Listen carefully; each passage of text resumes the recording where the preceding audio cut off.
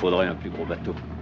1974, les bibliothèques vont être assaillies par un roman en tout point réussi, quoique Jaws ou les Dents de la mer de Peter Benchley, qui va raconter l'histoire d'un grand requin blanc qui chasse sur une petite station balnéaire de la côte est des États-Unis et le voyage de 3 hommes qui vont chercher à le tuer. Allez, venez, chef, ce sera pas un feu de camp ni un pique-nique. Vous avez où capote? Le roman est issu de l'intérêt de Benchley pour les attaques de requins après qu'il ait appris les exploits du pêcheur de requins Frank Mundus en 1964 et commence à y penser après la commande de l'éditeur Doubleday en 1971. 44 semaines dans les meilleures ventes, plus de 9,5 millions de livres vendus et 20 millions dans le monde, ce que l'on peut appeler un succès.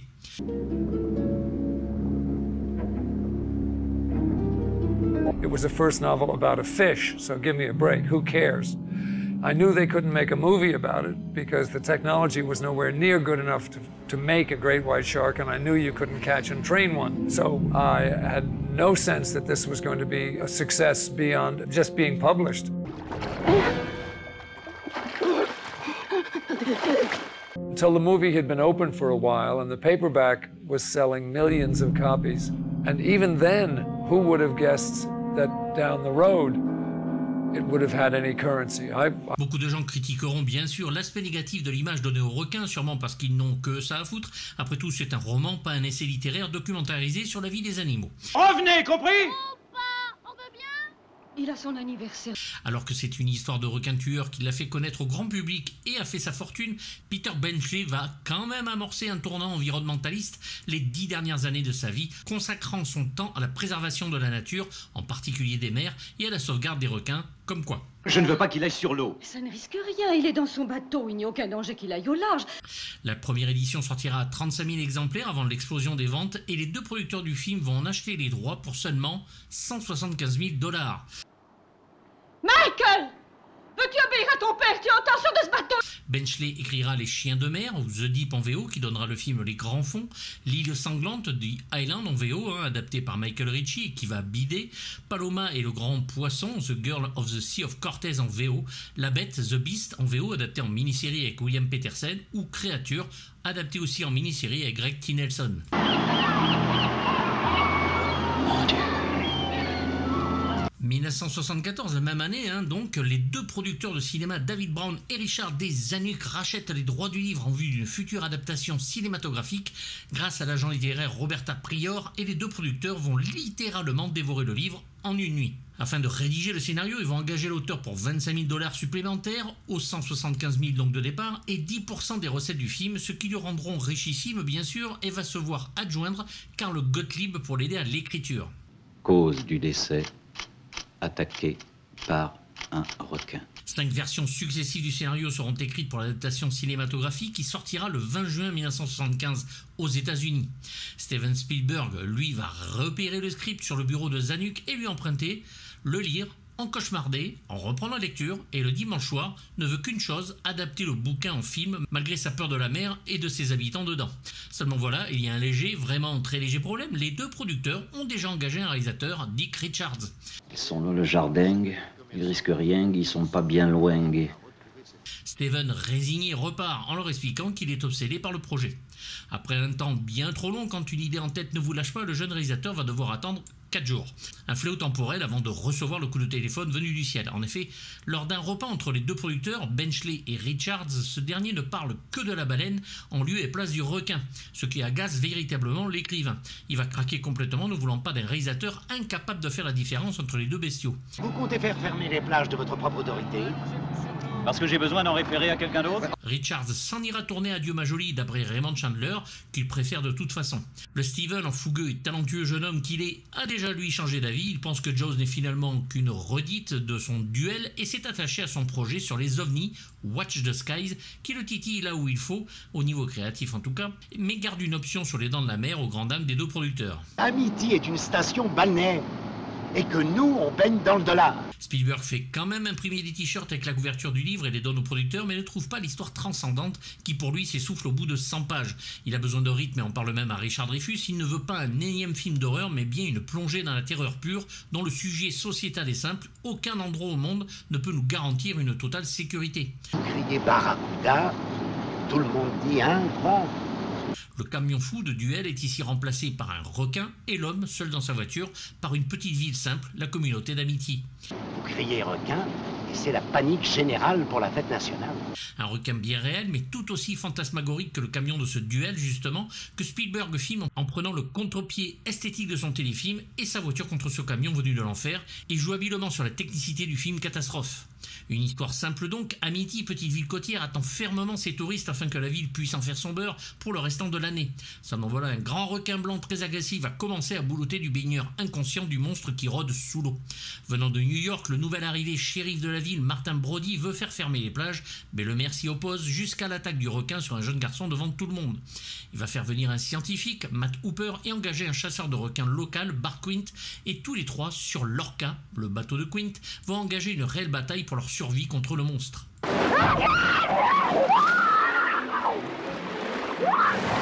Le film va commencer par une première séquence avec Chrissy qui restera dans les annales comme la mort de Janet Leigh en Marion Crane dans Le Psychose d'Alfred Hitchcock, avec cette pauvre actrice Suzanne Blacklini qui sera tirée d'un côté et de l'autre. La séquence est filmée d'un jour en nuit américaine avec un harnais sur les hanches et 5 personnes la malmenant pour simuler les morsures du requin.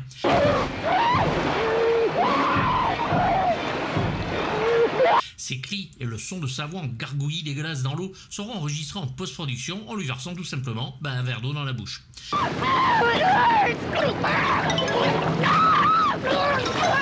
Des différences seront bien sûr obligatoires entre le roman et le film, changement de média oblige. Brody a de l'embonpoint et mesure 1m90 dans le bouquin, le maire a des liens avec la mafia, Quint est maigre, chauvre, tyrannique et cruel, Matt Hooper et la femme de Brody, Helen, ont une liaison, on ne sait pas pourquoi, et Hooper va mourir dans le livre, contrairement au film. Brody en est même presque heureux, et bien sûr le final où dans ce livre, Quint et les cordes de son harpon vont s'enrouler autour de requins, l'empêchant de nager, tout le monde coule au fond de l'océan. Un lien notable avec Moby Dick bien sûr et son capitaine Ahab.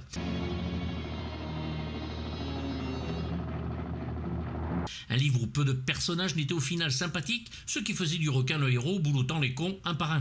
Même sur le final, l'idée qu'il soit bloqué au milieu de l'océan est bien meilleure que dans le livre où il rentre sur la Terre de temps en temps. Cela ne sera pas facile de faire changer d'avis Benchley, mais Spielberg insiste et après de nombreux conflits, il va falloir faire une réunion de crise. Spielberg va toucher lui 2,5% des recettes, presque rien en rapport aux autres, et ne se verra pas consacré pour son Sugarland Express au Festival de Cannes. Seul le scénario est reconnu. Universal retire le film des salles alors qu'il commence les prises de vue des Dents de la Mer. Il n'a donc pas le meilleur des morales.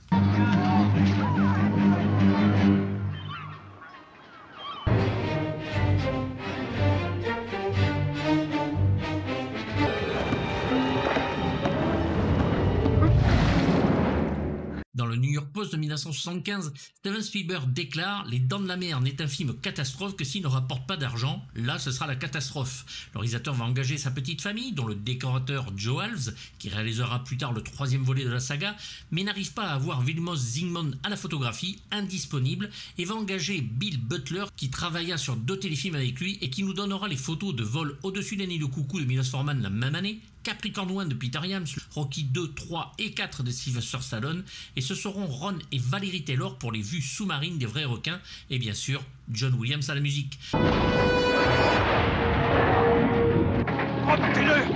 Verna Fields est au montage grâce à Dieu et elle est d'une grande aide, elle va même sauver le film comme le compositeur de la musique et il ne manque plus qu'une chose, tout un film est petite, un vrai scénario. They started the shoot without a cast, without a script and without a shark. And that was, after May 1st. And we're going and we're shooting. What are we shooting? I don't know. What are we doing? Un sous-marin japonais nous a mis 2 torpilles par le travers avant. Voilà, chef. Ça s'oublie pas. Howard Sackler sera engagé sans que son nom apparaisse au générique, mais payé quand même, et va enlever ce que Spielberg n'aime pas du roman, mais surtout va écrire le long monologue terrible et terrifiant que Quint va raconter sur son histoire sur l'Indianapolis. Torpillé en pleine mer et ses marins à la mer se faisant dévorer un par un. 1100 marins à la braille. Le navire coulait en 12 minutes. Il en écrira les 3/4 d'une page avant que John Milius, ami du réalisateur, y jette un œil et écrive un jet de 10 pages sur le sujet. Des fois ça suffit, le requin il fout le camp. Des fois ça marche pas, il reste là. Si vraiment il s'incruste, alors là attention. Spielberg trouve cela brillant, mais c'est sans compter l'acteur Robert Shaw, acteur impliqué, écrivain et scénariste, qui va reprendre le tout et l'adapter à lui-même et son phrasé, et en plus court sur 5 pages. Là, ces petits yeux noirs, ils deviennent blancs et alors... Ah, on entend ce cri. Il en restera une des scènes les plus terrifiantes du film sans même voir le bout d'un aileron de requin, un chef-d'œuvre de narration. Un héliporteur s'est pointé. C'est à ce moment-là que j'ai eu les foies, en attendant mon tour. Karl Gottlieb s'occupera de relire le tout en faisant 3 pages de commentaires. Joe Hals, lui, va trouver le lieu, Edgarton, sur l'île Martha's Vineyard, où les hauts fonds près des plages vont permettre un tournage quotidien en heure longue.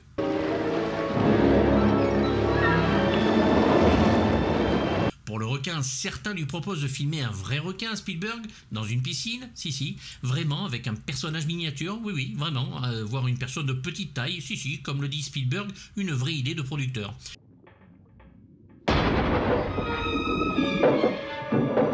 Pourtant, un homme, Carl Rizzo, 1m45, plongeur aguerri, part avec les Taylor, met la tenue de plongée que porte Richard Dreyfuss dans la cage et part sur un bateau.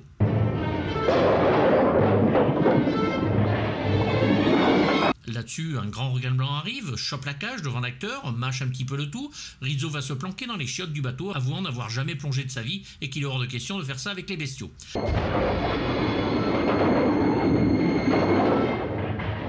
Le requin mécanique est donc vite adopté et pour les Taylor, quelques plans avec un mannequin dans la cage seront alors utilisés.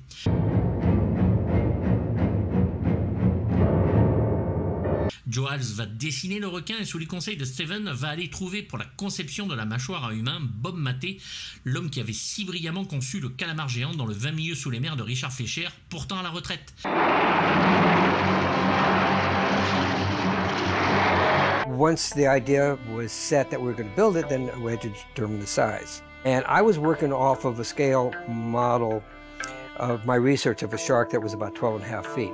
And so I just doubled it. Ça, c'est un 6 mètres. 7 mètres qui fait. 3 tonnes bien pesées. Because I felt that as the sharks got bigger, they got girthier and they weren't so attractive. So I figured a 25-foot shark would be the proper size. Tirez! Don Chandler was a studio sculptor. He started on the outside, a big clay model. We were going to make a mold. And so we were making the skeleton out of chromoly tubing, both things at once, and hoping that they would fit together perfectly, which they did.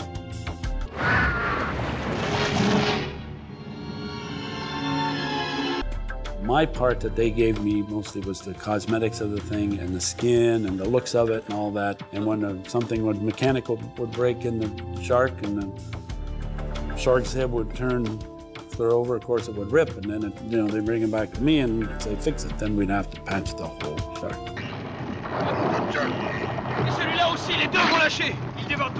Veteran effects supervisor Bob Matty, who had created the famous squid from Disney's 20,000 Leagues Under the Sea, was a mastermind of the shark's mechanical workings.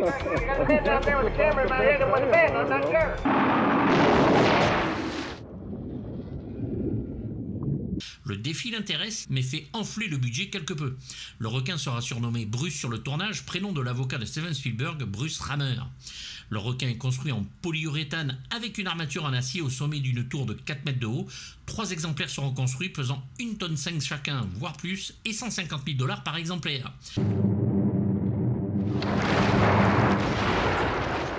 That you can't do many things with that shark. You know, you have one shark that goes right, one that goes left, and one that goes straight ahead. Almost made it more believable, because you couldn't do any fancy stuff with it. And I can't help but think that filmmakers today would want to do a lot more.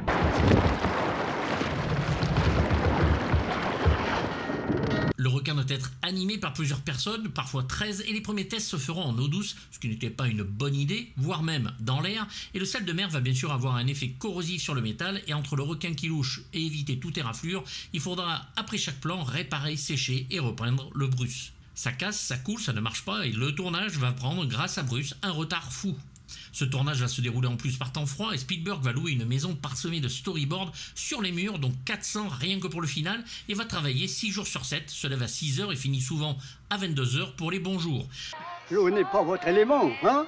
Vous êtes grotesque avec ça sur le crâne. The approach that Spielberg had then, remember that he was fresh then, he was new and young, and he insisted that this movie be shot on the ocean, and that alone was an innovation, because Universal at the time would normally have gone to a back lake and shot on the lot, and he wouldn't let them.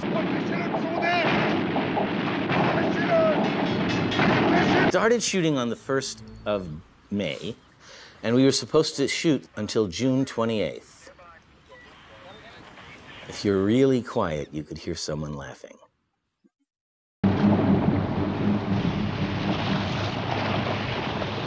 The movie went on for, what, a total of 7 months, something like that, almost a year. If you figure when the first crew got there, and the first special effects people, and then the actors came, and then, you know, it just went on and on and on and on. And we thought we were going to be there for the rest of our lives.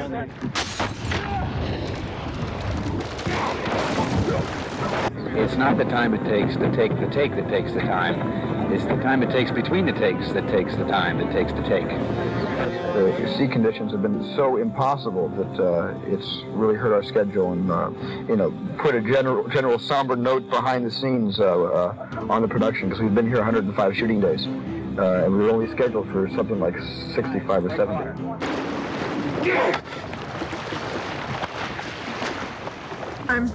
Shark comes up, bites at the mast, snaps 2 or 3 times, shaking the head, but always working his way into the mast.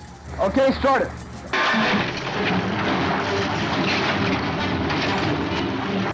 Okay, Roy, action. Bring it in, bring it in.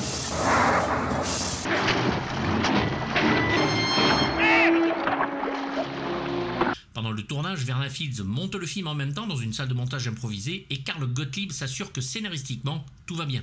Mais pour le réalisateur, cela manque un peu d'humour. Il va demander à John Landis de venir le rejoindre, mais sans succès, Landis ayant un humour trop fou et débridé pour le Steven.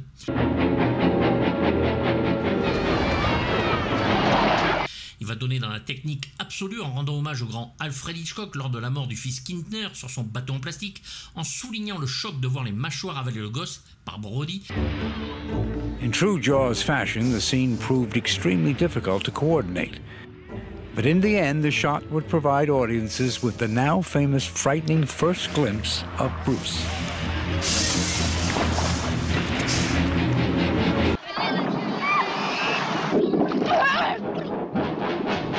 En utilisant un des plans les plus célèbres du film Sueur froide ou Vertigo en VO, qui consiste à faire un travelling rapide arrière partant du visage de Roscheider tout en zoomant de 250 mm à 30 mm, ce qui lui aplatit et lui étire le visage de façon hallucinante.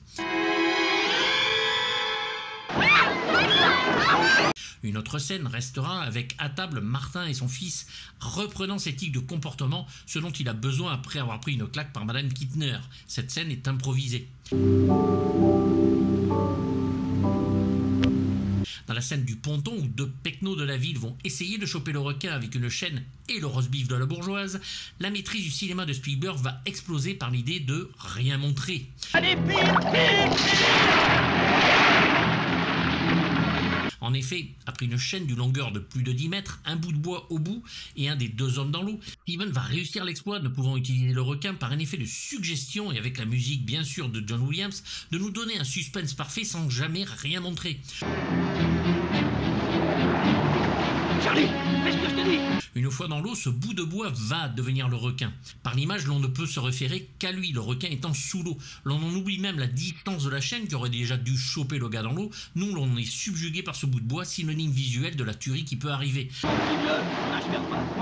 Encore, Charlie, nage! Dépêche-toi, Charlie! Un grand moment sans rien faire ou presque, étant juste un modèle de réalisation et de montage et bien sûr de composition musicale qui fonctionne à 200%, devenant de plus en plus menaçante et agressive. Le réalisateur va réutiliser cela bien sûr avec les barils jaunes menaçants.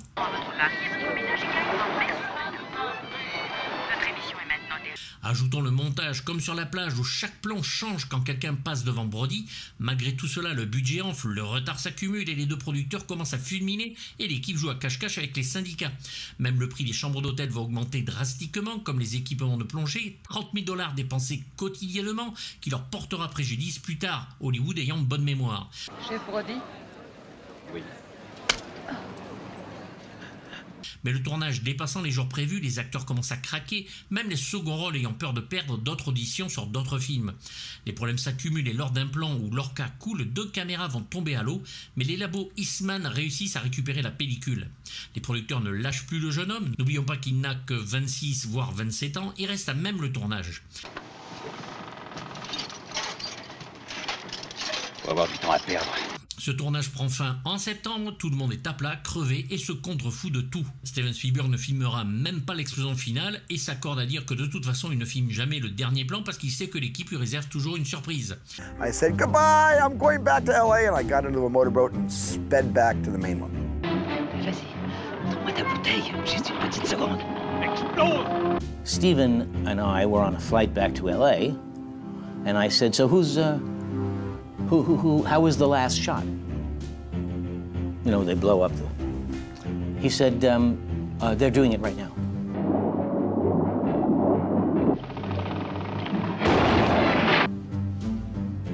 I said, they're doing it right now, why aren't you there? He goes,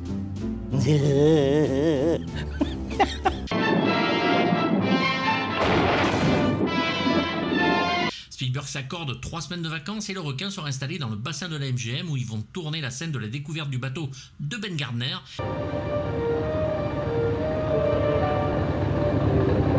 Et la scène avec sa tête qui apparaît dans le trou du bateau sera filmée, elle, dans la piscine de la monteuse Verna Fields, après des projections tests où le réalisateur sentait qu'il manquait un moment choc en milieu de film, scène qu'il paiera lui-même de sa poche et finit le montage avec Verna.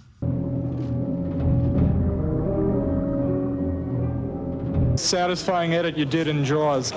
The most satisfying edit, I have to say, was the face coming out of the boat, because when I went to that preview and that audience just went 6 feet off their seats and let out this incredible scream, that was really satisfying.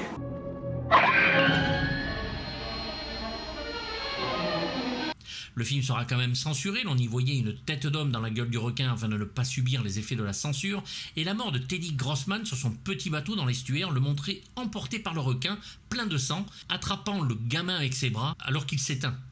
Finding the footage of that was amazing, you know. Seeing that when the shark comes into the estuary, you know, it's just a fin, you know, I thought that's pretty amazing. Il ne restera plus qu'au film à sortir et l'histoire commence. Assez étonnamment, comme Benchley et son livre et Steven et Sugarland Express, petit à petit, lui aussi va désavouer son film de requin pour l'image du monstre qu'il donnera dans l'imagerie populaire. Comme d'habitude, il est plus facile de blâmer l'auteur d'une idée que de remettre en question les cons qui en ont fait autre chose.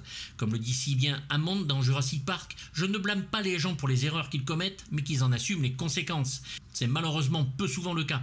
Tonton trouvant son film violent, méchant et cruel et peu personnel, imaginez Ridley Scott dire cela sur Alien, bref, c'est tonton Steve tout gentil qu'il est aujourd'hui, je préférerais toujours celui d'avant qui avait ses burnes au bon endroit. Quoi qu'il en dise, Les Dents de la Mer est un véritable film popcorn, populaire et parfait avec son scénario où rien ne pêche, une réalisation et interprétation aux petits oignons sans parler de l'âme du film, sa musique proprement hallucinante.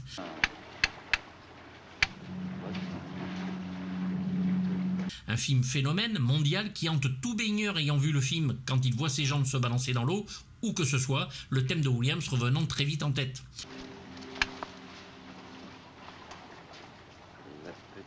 De plus, il est bien gentil de cracher dans la soupe, mais sans Les Dents de la Mer, Spielberg serait-il vraiment devenu Spielberg? La question est légitime.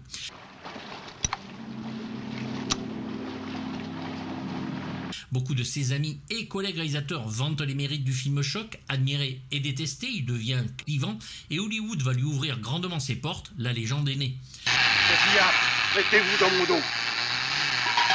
Benchley, lui, enrage et se fendra d'une critique dans le Los Angeles Times, finissant par dire que Steven Spielberg finira comme le plus grand réalisateur américain de seconde équipe sur certains films. Qui corrigera en douce, je veux bien, ce ne sera pas si faux. Mais Benchley a dû vite comprendre son erreur. Spielberg se vengera en créant le major arrogant Benchley dans son Rencontre du troisième type.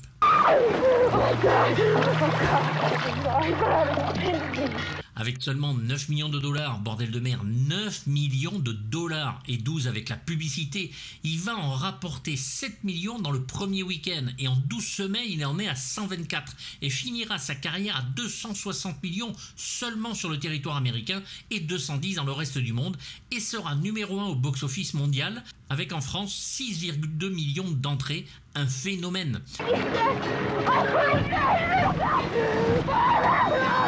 Le film va recevoir 3 Oscars, meilleur montage, meilleure musique et meilleur son, et est nommé dans la catégorie meilleur film, mais pas meilleur réalisateur, ce qui va mettre Spielberg hors de lui, et d'autres personnes du cinéma aussi hors d'eux, lors des annonces des nommés. Ce que nous avons à affronter, c'est une machine à dévorer. L'engin parfait. Oh, I didn't get it. I didn't get it. I wasn't nominated. I got beaten out by Fellini. Jaws did get the nomination for Best Picture. Hey! Well, it's about time. Un authentique miracle de l'évolution. Cette machine nage. But it was in light of this that some in the industry thought it scandalous that Steven would be overlooked for Best Director. Who made the picture? Somebody's mother? The director. This man made Jaws. Are you kidding? Who's kidding who around here? Examinez attentivement cette publicité détournée. Les proportions en sont exactes.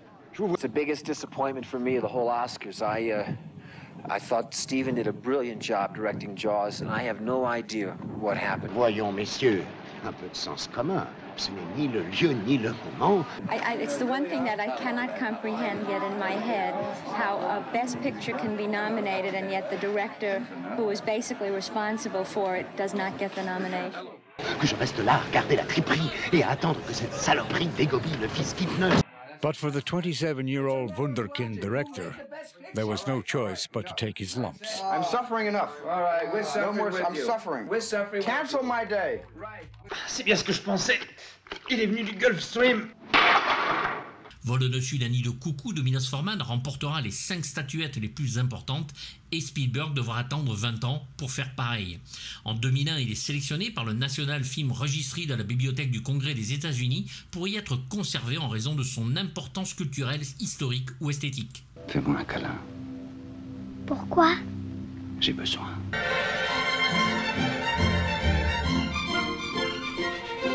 Martin déteste l'eau. Médicalement, c'est un nom, je crois. Noyade. Écoute. Steven Spielberg au départ n'est pas très heureux du casting de son film, pourtant plus que judicieux. Les producteurs voulaient Charlton Heston dans le rôle de Brody, bien trop cher, d'autant que le réalisateur gardera la fâcheuse manie de payer ses acteurs au tarif minimum syndical. Qu'est-ce que c'est encore? Steven pense plutôt à Robert Duvall dans le rôle du shérif, puis se lance sur Roy Scheider après l'avoir aimé dans French Connection de William Friedkin et Police Puissance 7 de Philippe d'Antoni, que l'acteur accepte pour changer de ses rôles de flic après une conversation dans un bar, puisque Scheider va aborder Spielberg, le trouvant un peu déprimé, et celui-ci lui rétorquant qu'il cherche un acteur pour jouer le chef Brody. L'acteur lui répond « Bah prends-moi » et hop, ce fut parti.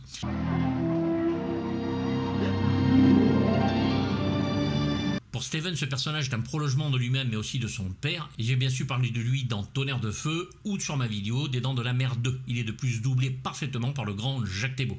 Le torse a été broyé à mi-thorax. Il ne reste plus d'organes importants. Pour Matt Hopper, le casting sera plus compliqué. Ce seront d'abord Timothy Bottoms et Jeff Bridges qui seront envisagés. Ils viennent tous deux de tourner dans la dernière séance de Peter Bogdanovich, et Joel Grey qui se montre aussi intéressé. Et les producteurs, eux, pensent à John Voight. La tête, les épaules, le sternum, des portions de cage thoracique sont intactes. Ne fumez pas ici, merci infiniment. Parmi tous les acteurs, il y en a un qui circule, Richard Dreyfuss, mais que l'on sait difficile à gérer sur les tournages à cause de ses nombreuses addictions, dont une dépendance aux amphétamines, ce qui empêche sa carrière de décoller. Mais le fait est que le rayon de morsure de cet animal-ci ne correspond pas aux blessures de la victime. Le rôle n'est pas du goût de l'acteur, qui trouve le personnage sans intérêt, mais Spielberg insiste en lui promettant seulement 2 mois de tournage. Bon, ça tournera à 6, avec ce damné requin, qui ne fonctionnera jamais. Hooper! Cet abus d'autorité m'insupporte à la longue. Dreyfuss ne croit pas dans le succès du film et va faire la fête le soir, ne s'arrêtant que pour critiquer Spielberg et la production dans des interviews. J'ai plus de salive. Le rôle sera changé à sa demande et il se lance dans l'aventure sans y croire avec moins de 200 000 $ de salaire. Il sera de mauvaise humeur tout le temps sur le tournage et c'est pourtant avec sa prestation que le film fonctionne tellement bien, parfait pour incarner Monsieur Tout-le-Monde.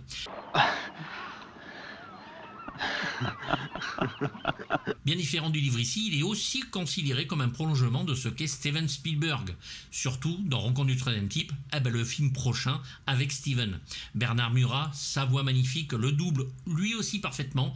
Et j'espère qu'un jour, quelqu'un nous sortira un Blu-ray avec les vraies voix françaises de ce Rencontre du troisième type. Et vous entrerez dans la cage? Et la cage ira dans la mer? Bart Quint, chasseur de requins plutôt excentrique, soupolé, voire un peu fou, est interprété par le grand Robert Shaw, magnifiquement doublé par l'immense André Valmy. Et vous avec le requin autour. Notre requin.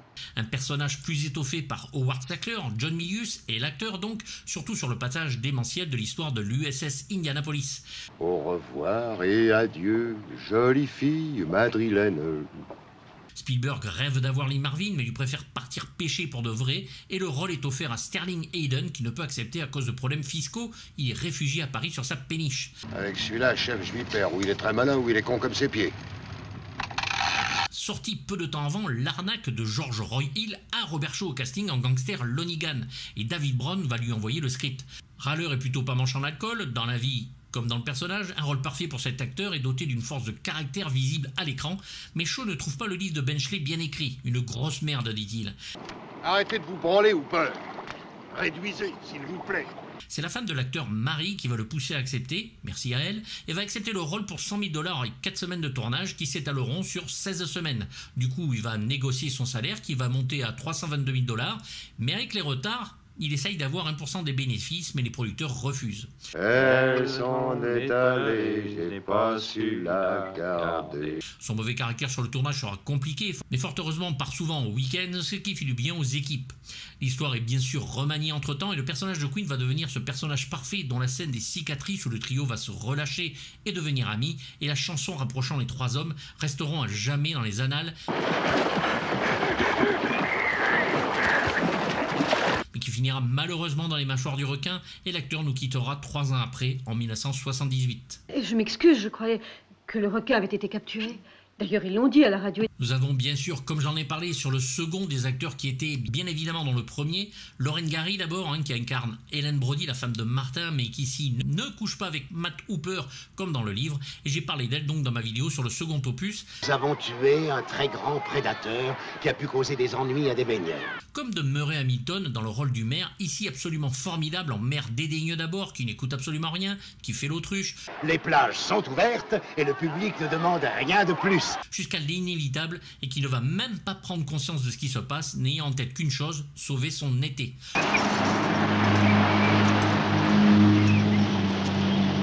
Nous avons aussi Jeffrey Kramer en Léonard, l'adjoint de Martin.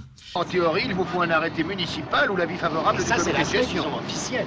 Carl Gottlieb et Peter Benchley, scénaristes pour l'un et écrivains pour l'autre, apparaissent aussi dans le film, le premier en Ben Meadows, l'adjoint du maire, et le second en intervieweur sur la plage.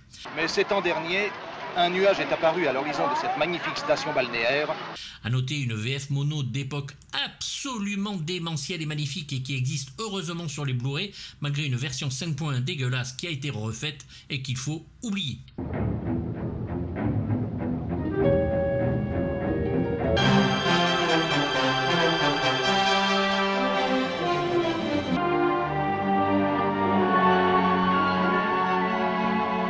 John Williams a donc retrouvé le réalisateur de Sugarland Express pour son second long métrage de cinéma.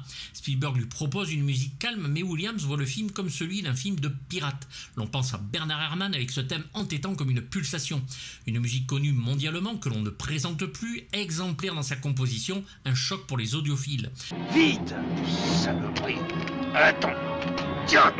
Lui-même surpris par le succès de son thème du requin, motif de 2 notes atonales jouées en crescendo, qui devient de plus en plus terrifiant, une menace musicale, une froideur dans la tuerie, et bien sûr deviendra un des plus grands classiques dans sa carrière. I think Jaws was the first film that I did where I was really crazy about the film. I thought it was a marvelous film. So I remember the first day I played, Steven said, what do we do for the shark? And I just played an octave E on the piano and then E and then F and repeated them and accelerated them and so on. And he said something like, you think that'll work? You gotta be kidding, it's so simple. All he did was bump, bump, bump, bump, bump, and Steven said, that's all? And John said, yeah, that's it. Well, I think John, who's prescient about all the movies he scores, he sees deeper than we do about our own work.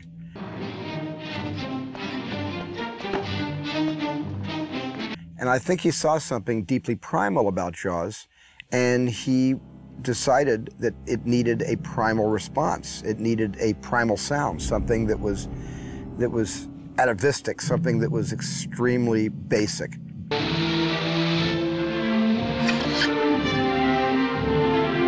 And something that was unforgettable and would be almost a kind of a siren to warn you that something was coming to get you. Les vues subjectives du squad accompagnées du monstre s'accélérant vers les attaques, de plus en plus stressantes pour les spectateurs. Imaginez un instant à l'époque ce qui aujourd'hui est tellement un classique, voire banal, cette première écoute pour les gens en 1975. John Williams mettra plus d'1 mois à composer les différentes variations de ce thème, devenant le leitmotiv de la peur.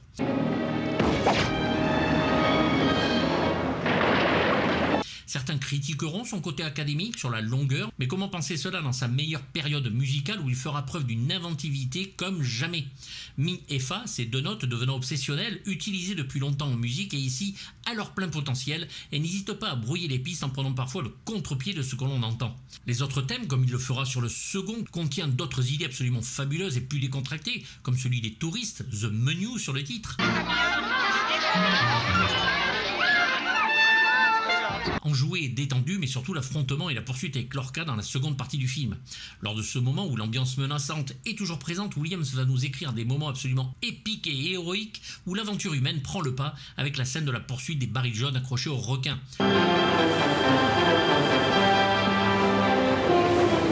N'oublions pas bien sûr Ben Gardner's Boss qui se passe de nuit, du pur Williams, avec son final qui nous fera sursauter en découvrant la tête dans le trou. De grands moments musicaux dont le thème des touristes donc revient se mélangeant avec celui du requin, nous donnant une musique avec une tension qui nous laisse toujours avec l'idée que rien n'est gagné pour nos héros, et ce jusqu'au final tendu comme tout.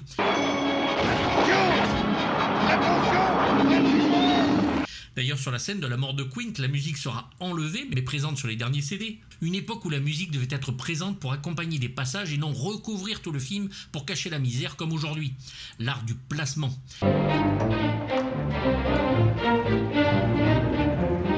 Grâce à cette musique, Steven Spielberg appellera son ami George Lucas, travaillant sur Star Wars, en lui conseillant un petit John Williams. Dire que c'est un chef-d'œuvre comme le film, c'est une évidence qui calmera même Steven Spielberg, qui n'aurait jamais imaginé que seules 2 notes sur un rythme de battement de cœur pourraient donner un thème universel, connu du monde entier, et qui à l'écoute nous donne de suite des images, un moment, une peur. It's very flattering, you know. You think, oh, great, that's, you know, it's whatever I've written has made it to that level. That's one reaction that I think is natural, and I'm always pleased about it.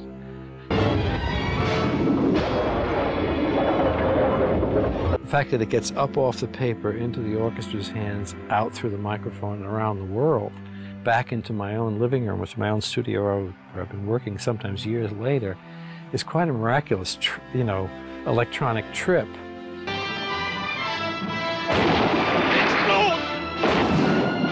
That composers in preceding centuries would never have had the pleasure of experiencing. So we're lucky that film and recorded music and so on has the reach that it does.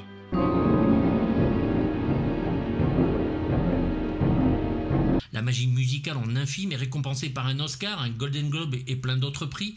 Il y aura plusieurs CD au fil du temps, 4 versions, la MCA avec le vinyle d'époque puis le CD en 1992, et en juillet 2000 avec des morceaux inédits, un réenregistrement par Joel McNeely chez Varese Sarabande et le Intrada en double CD qui nous donne cette fois l'intégralité de la musique. Pour ceux qui ne le savent pas, le générique du journal de télévisé de la chaîne TF1 utilise la musique des Dents de la Mer pour implicitement donner de la gravité que les gens connaissent sans comprendre d'où elle vient, mais en changeant la tonalité et la vitesse. Je vous invite à aller voir sur YouTube l'explication de cette idée, c'est trouvable facilement.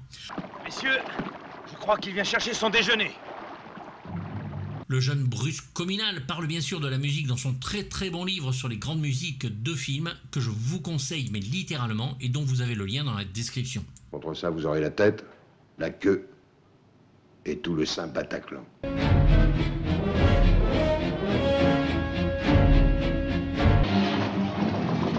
Est-ce qu'un grand blanc vous a déjà fait ça?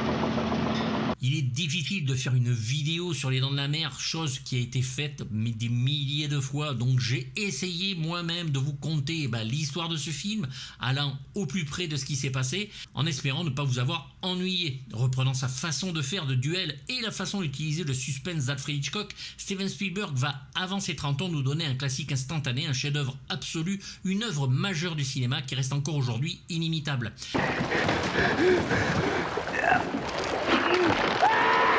Les Dents de la Mer est la liaison entre films classiques des années 70, façon film catastrophe, ou futurs films des années 80, du slasher aux grands blockbusters. Dès le départ, le ton est donné avec le destin funeste de la jeune Chrissy, nue dans l'eau, prenant un bain de minuit innocent qui finit en bain de sang, une violence inouïe presque insoutenable par son inévitabilité. Le film est un film d'homme dans sa seconde partie, voire dès l'arrivée de Queen, sûrement les scènes les plus John Milius du film, où l'on passe d'un moment de poursuite à suspense et franche rigolade, souligné par la superbe séquence de l'Indianapolis, bien sûr. On ne pourra plus jamais imaginer le cinéma sans les Dents de la Mer, et disons-le, le Steven Spielberg que l'on aime débarque ici, un Spielberg qui essaiera au mieux de rester zen dans un combat homérique pour mener le film jusqu'au bout.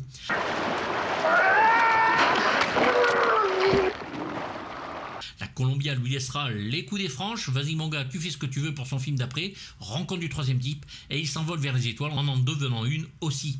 Les Dents de la Mer a été traité donc plusieurs fois, j'espère vous avoir diverti avec cette vidéo qui restera à jamais comme le meilleur Spielberg pour moi, un 8/6 absolu, voire plus, on s'en fout, pas de note à donner à un chef-d'œuvre. Merci tonton.